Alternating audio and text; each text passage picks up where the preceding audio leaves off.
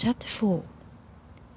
As the next stage of our journey was to be in the nature of a side trip, we left the main part of our outfit and the next morning proceeded on our way to a small village about 20 miles distant, with only Jast accompanying us.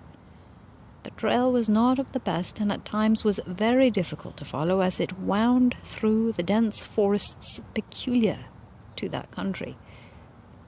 We arrived at our destination just before sunset that evening, tired and hungry, as we had pushed on all day with only a short noonday halt for lunch. The country in general was rough and uneven, and the trail seemed practically unused. It was necessary to cut our way through occasional thickets of trailing vines. At each delay, Jast seemed impatient. We wondered at this, for he had previously seemed so poised.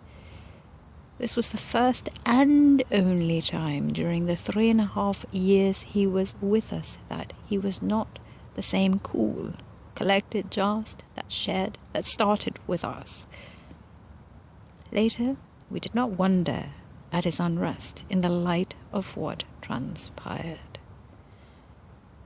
We entered the little village of about 200 inhabitants 1/2 hour before sunset, and when it was known that Jast was with us, I believe every villager, old and young, and every pet and domestic animal came to greet us.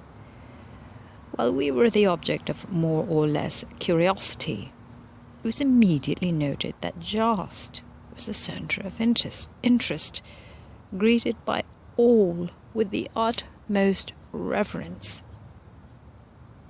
After a few moments, he said a word to the villagers, and all but a few returned to their usual duties.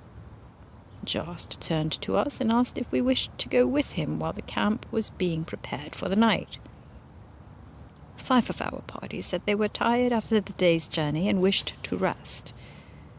The remainder of us followed Jast and the handful of villagers toward the far side of the clearing that surrounded the village. After crossing the clearing, we had gone but a short distance into the jungle when we came upon the form of a man lying upon the ground as though dead. That was our impression at first glance. A second glance, however, showed that the repose suggested calm sleep rather than death.